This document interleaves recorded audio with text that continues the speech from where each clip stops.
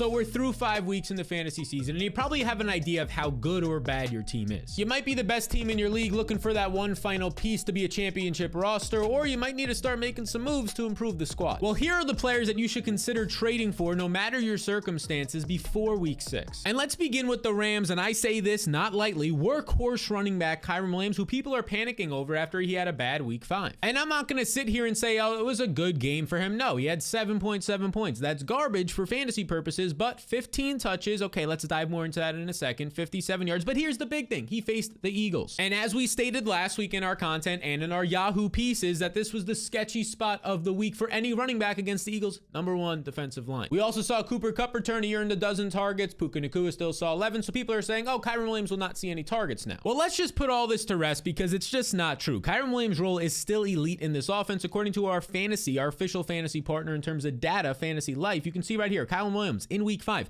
85% of the snaps, elite. 92% of the rush attempts, literally as good as it gets in the NFL, and 76% of the routes, that's his passing game usage, also elite. Here's what this translated to. Kylin ended up earning 14 of a possible 15 running back opportunities. That is 93% of the opportunities. Simply put, he continues to have one of the best roles in fantasy. Now, some people were worried last week in week 4 when Ronnie Rivers ends up seeing 11 total touches for 57 yards. Yes, but do you remember in this game, Kylin Williams had 28 touches. He needed somebody to spell him so he can get a breather. So expect the elite usage to continue for Kylin Williams, and the matchups are only going to get easier here after this tough one against the Eagles. And you can actually see how much easier they're going to get. A matchup against the Cardinals, that's as good of a matchup as it gets on the grounds. The Steelers defense has not been good. Then he's going to have a matchup against the Cowboys, that's tough. The Packers defense, you can beat them. You can beat them on the ground, a bottom 5 run defense. So those are 3 bottom 10 run defenses that he'll face in the next month. Go ahead and buy low on Kylin Williams. The next man up is a man that a lot of people have been frustrated with because they haven't been able to play him. And then when they can play him, he doesn't do anything, and it's Jonathan Taylor. But here's the deal. Let me ask you a question. What was the concern about Jonathan Taylor for fantasy? There were some smaller concerns with Anthony Richardson being more mobile, but the big one was his contract dispute. And now that contract dispute is over. He signed a 3-year, $42 million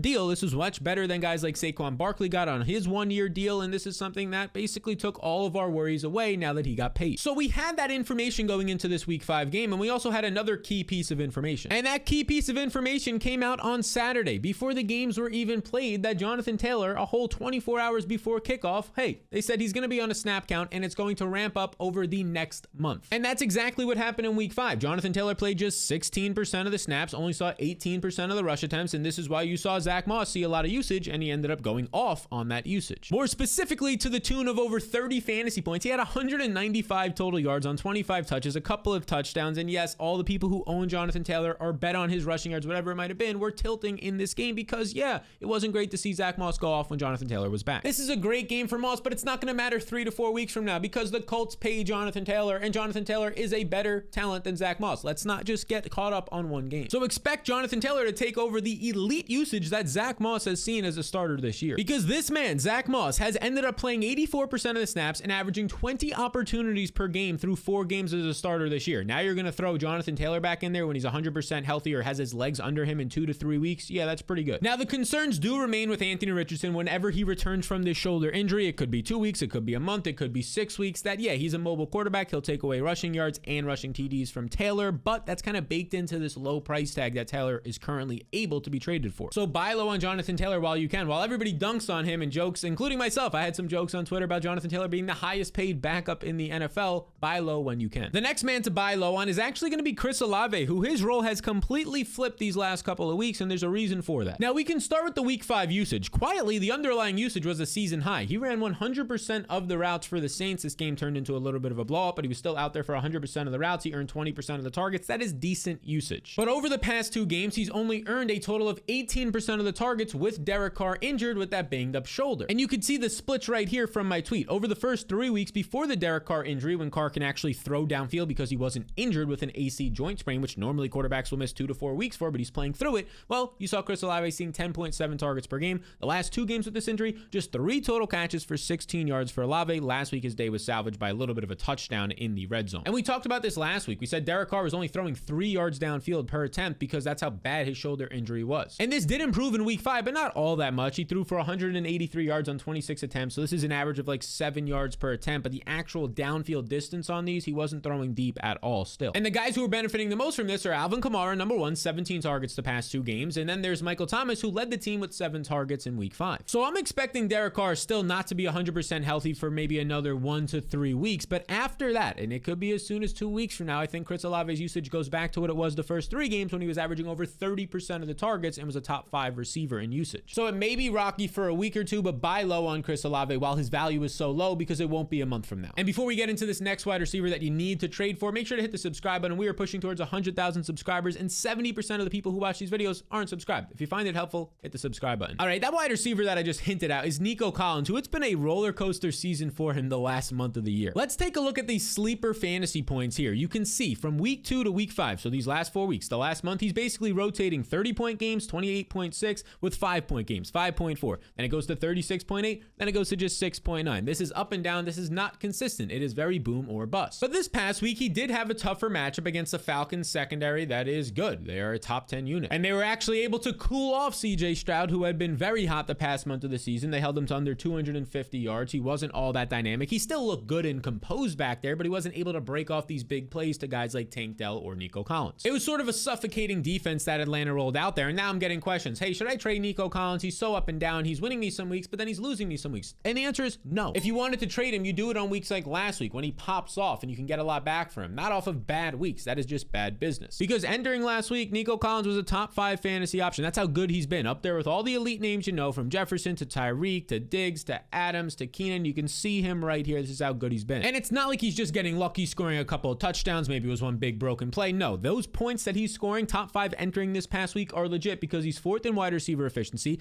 9th in downfield usage, and 4th in picking up yards after the catch. He's quite literally been one of the best wide receivers in football. Now, in week 5, his underlying usage was actually the best that it's been all season, which is ironic given that he only scored about 6 fantasy points, but he ran 91% of the routes, a season high. But this is probably tainted because Tank Dell got hurt in this game after a nice big catch of like 20 plus yards. He hit his head. They said it was a head injury, probably a concussion. So that explains maybe the increase in route participation, but he was still a top 5 receiver running 80% of the routes. So that's not as big of a deal. He only earned 4 targets last week though in a tough matchup. The matchups though will get easier because as you can see right here, he will have a tougher spot at home against the Saints next week. But then after that, things loosen up for like the next 6 weeks. The Panthers are a bottom 10 secondary. The Bucks and Bengals are bottom 10 secondaries. You go down to the Cardinals and Jaguars. These are all bottom 10 secondaries in 5 out of his next 6 matchups. Go buy Nico Collins, not now, but right now. And also try and buy low on this next tight end who I tried to get you to add the past few weeks. And I also tried to get you to draft this guy before the season started. Hopefully you already have him, but if you don't, if you weren't able to pick him up because somebody else did, or you already have a great tight end, then maybe that's why. Either way, you should buy low on Jake Ferguson. Because as you can see from my tweet right here, Jake Ferguson's route participation the last 4 weeks, how much he's out there running a route on a passing play. So can he actually earn a target if he's out there, right? That's what matters here. They've been increasing. This past week, a season high 73% of the routes, and this should have been even higher because it was yet again another blowout that the Cowboys were in. So he probably would have ran actually over 80% of the routes. Now his production wasn't all that great, 3 catches for 28 yards, but he did get us over 26.5 receiving yards, which we took that bet. So thank you, Ferguson. But believe it or not, he was actually tied for the 2nd most receptions in this game and the 3rd most yards on the team. That's how bad the Cowboys offense struggled against the number 1 defense in San Francisco. And I mentioned that Dallas is playing in a lot of blowouts. Let's just break it down. Dallas has played in 5 games this year. 4 out of 5 of those games have been blowouts. You can argue all 5 of them were blowouts. The Cardinals was just a 12-point game difference when they ended up losing, but they beat the Jets by 20. They beat the Giants by 40. They beat the Patriots by 35, and then they lose by 32. In all of these games, their starters, which includes Jake Ferguson, have not played any or a large amount of the 4th quarter, which is why I mentioned that he probably would have seen closer to 80% of the routes if he stayed in this game, which is really only something you see the elite tight ends like Goddard, Andrews, Kelsey play. And just check out how good Ferguson has been this year. He ranks 2nd in targets per route run this year, earning a target on 31% of his routes, and he's 6th in tight end efficiency. And now one more thing to point out. Jake Ferguson currently leads the NFL with 11 red zone targets, but he only has 1 touchdown. That is going to change. Players with similar red zone usage this year are seeing anywhere from about 3 to 4 to even 5 touchdowns, so expect the touchdowns to start to increase. So if you can still add Ferguson, he's available in like 25% of leagues, do that, but otherwise go buy low on him. Now the next man up is T. Higgins, and I know what you're saying. Sal, T. Higgins is injured. His ribs are fractured or hairline fractured or broken, whatever that they are, and he's going to miss another couple of weeks. Yeah, he's probably going to miss another 1 to 3 weeks, but that's exactly why I want you to buy low. His value is low, but also his quarterback quarterback Joe Burrow this week in week 5 looked a lot better than when he did in week 4, throwing for just 165 yards against a bad Titans defense. More specifically, he threw for over 300 yards in this game. He finally popped off. He throws 46 times, dropping back, showing their confidence in him, especially in the second half, that there wasn't any sort of tightness in the calf or new tightness. And not only that, Burrow had his longest pass in the air of his career and added a 10-yard scramble in this game. And that scramble is important because it was his longest scramble of the year, which means probably the calf was feeling a little bit better. There was no injury after that. So the takeaway is, since Joe Burrow is looking healthy and getting healthier, it's going to mean good things for his top weapons like T. Higgins. And Higgins has played in 3 completely healthy games this year. And as you can see through this sample on Fantasy Life's data right here, this is free data that you can use. 93% of the routes is what he's running, and he's earning a very respectable 24% of the targets. That includes 8 or more targets in every game and 2 tough matchups against the Browns and Ravens, and he put up nearly 30 points on the Ravens. Higgins' injury was to his ribs, so it's a low re-injury rate for wide receivers. It's not like a hamstring or an ankle. So target Higgins in trades while his value is as low as it will be all year. And now let's discuss Tony Pollard, who's now seen back-to-back games of under 10 fantasy points, and people are starting to worry. As mentioned earlier with Jake Ferguson, the Cowboys have been in a ton of blowouts, which is taking their starters off the field, and Pollard is usually the first guy to come off the field in the fourth quarter. And this blowout trend continued in week 5, and it only led to 12 attempts for Tony Pollard. Now he actually goes out there and he's pretty efficient on these for 64 yards. He continues to remain efficient even against a number 1 defense in San Francisco, averaging over 5 yards per touch. And look, entering this game, Tony Pollard was second in running back usage this year. He was second in carries, 9th in targets, and the big one had the most red zone carries. 31 was 5 more than the next closest back, Christian McCaffrey. And not only that, he has 16 carries inside the 10-yard line, which is nearly double any other player. But despite having 16 carries inside the 10-yard line and all those overall red zone carries, he only has 2 touchdowns. Running backs with similar carries of around 30 to 31 usually have about 4 to 5 touchdowns by this point. So this is going to increase. He's getting unlucky. For example, Christian McCaffrey has 5 less red zone touches and 5 more touchdowns this year. Now, I've also seen people pointing to, oh, Tony Pollard's not as efficient. He ranks 34th in yards per touch, 4.2 yards per touch. Normally, he's top 10 in this metric, averaging 5 to 6 yards per touch. Yeah, well, he's getting so many red zone carries, you can only get, when you're carrying the ball from the 5-yard line, 5 yards. So it's going to drag down your yards per touch and yards per carry. Look, Pollard is fine. The game environments have been as weird as possible. It's unlikely the Cowboys over their next 12 games are going to be in a bunch of 20 to 30 point blowouts. He's still a top 10 player the rest of the year, and next week in primetime on Monday Night Football, he'll face the Chargers, and in this game, yeah, the Chargers have the 28th ranked run defense. So go acquire Tony Pollard if you can, as soon as you can, and then acquire this next asset. And that would be the fantasy blueprint, which is going to give you every single thing you need to win your matchup this week and to get to your fantasy playoffs, take home a championship, and schmack around your buddies. As you can see right here, I'll send you something every single day, from the waiver wire tiers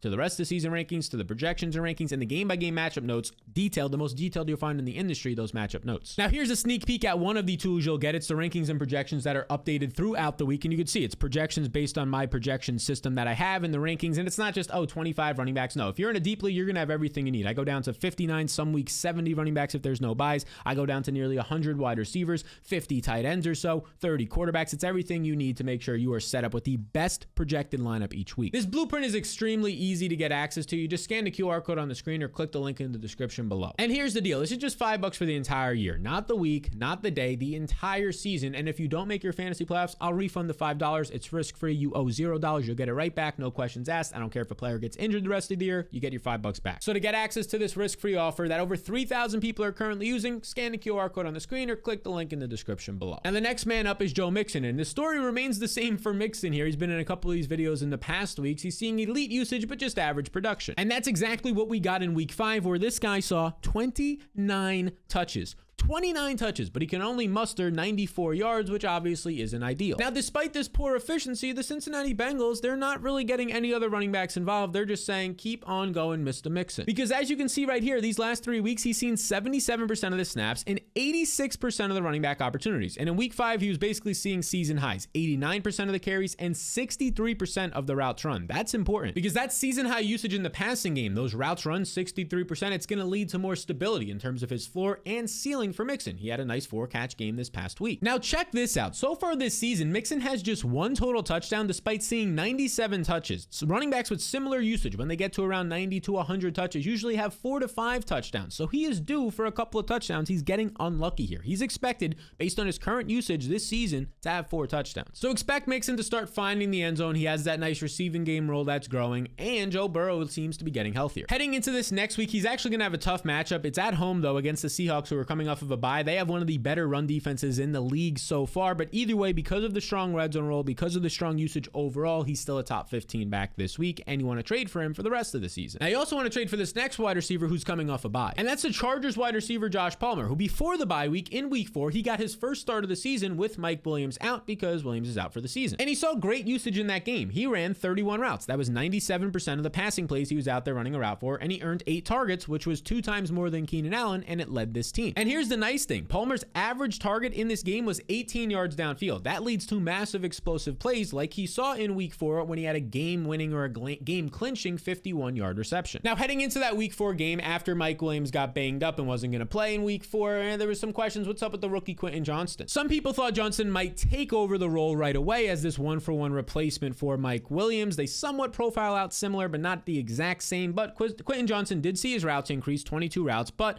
much less than what we saw from Josh Palmer. Palmer was the starter. Johnston had 3 targets to 8 for Josh Palmer. And now check out this tweet that adds a lot of context to what Josh Palmer can possibly do and improve upon. Now, after the week 4 game, Palmer has now played in 6 games without Mike Williams in his career and averages 12.6 fantasy points on 8.3 targets per game. That's around top 30, top 25, depending on your league scoring wide receiver usage. And this should only improve as he has more chemistry with Justin Herbert, who, oh yeah, is playing at an MVP caliber. Right now, Herbert ranks 4th in quarterback efficiency, his adjusted yards per attempt, and 1st in completion percentage. When you take away throwaways and drops, he currently has completed 76% of his passes this year. So go ahead and target Josh Palmer, who coming off the bye week, yeah, the matchup against the Cowboys isn't great, but after that, nice matchup against the Chiefs, great matchup at home against the Bears. For what it's worth, Palmer's available in 50% of leagues. People probably dropped him because he was going on bye and they needed somebody else, or they're just on their waivers still. Go ahead and add him if you can before having to try and trade for him. Now let me give you my thoughts on some of the most traded players over the past week in fantasy football and how you can either trade these guys, hold them, whatever you have to do. I actually want to start right here with Raheem Mostert because there's some interesting news that just came out. And this news, by the time you're watching this, maybe we have more clarity, but they're saying that Devon Achane injured his knee in the last game and his status is to be determined. And when people basically started saying, hey, is this going to be a rest of season injury? He said to be determined. I mean, that's not great from the head coach, not basically ruling out a rest of season injury. Now, I don't want to jump up and down. Maybe this is just something that'll take a week or two. So we have to kind of see. I assume they're going to be doing some testing. We'll see what happens here. But before this news came out, I was actually prepared to tell you guys that I wanted to buy low on Raheem Mostert because all the hype was deservingly so going to Devon Achane, who through his first 3 games was averaging 12 yards per touch. The leader last year was averaging 6 yards per touch. He's literally been 2 times better than anybody was last year. But Raheem Mostert himself has also been good. So maybe you can still buy low a little bit before this news breaks and maybe it's really bad for Devon Achane. But either way, even if you have to pay a little bit more, if Achane does miss time and Mostert's stock goes up, I'd pay a little bit more in this offense for a guy who's going to see more touches. Look, he's averaging 6 yards per touch. That's still elite, breaking the 2nd most tackles this year. And he was a top 10 scoring running back this past week, but it was just kind of like he didn't even play because all the highlights deservingly so, like I said, go to Devon Achane. But on just 12 touches, he puts up 78 yards, averages 6.5 yards per touch, and nearly 16 fantasy points. Like I said, yet again, another top 10 performance this season for Mostert. And here's the deal. In this offense, snap counts really don't matter as much. As long as you're seeing like 40 to 45 to 50%, that's good. But in week 5, Mostert handled 59% of the snaps. Now that we know this Achane news is out there, maybe that's part of the reason why he saw more of the snaps, or maybe it was just he was going to see this anyways. They split the touches 50-50, 12 apiece. So here's the deal. Maybe you sold Mostert at his peak value a couple of weeks back, 3 weeks ago, when I was telling you, go ahead and trade this guy. But it was with the contention that you can get somebody in return like a Travis Etienne or an Alvin Kamara at that point, or even a David Montgomery. And if you did that, high five to you, that was a great move. But right now, if you have not been involved in the Mostert trade market, this could be a good time to get involved. Because heading into this week, he might see an expanded role with this Devon Achane news. And yes, Jeff Wilson is still lingering, and he should be somebody that now needs to be added in all fantasy leagues. But as 14-point favorites at home, that speed of Raheem Mostert is very valuable. Whether you have to pay not so much or you have to pay a decent amount for him, I want to trade for Mostert. And I also want to trade for some of these next guys on this list, the most traded players. Breeland Hall has been the most traded or traded for player in the last week. And honestly, yeah, even though he just popped off for like a 200-yard performance, I'd be buying high on Breeland Hall if I was you. We had him in this video last week, 2 weeks ago, saying you need to be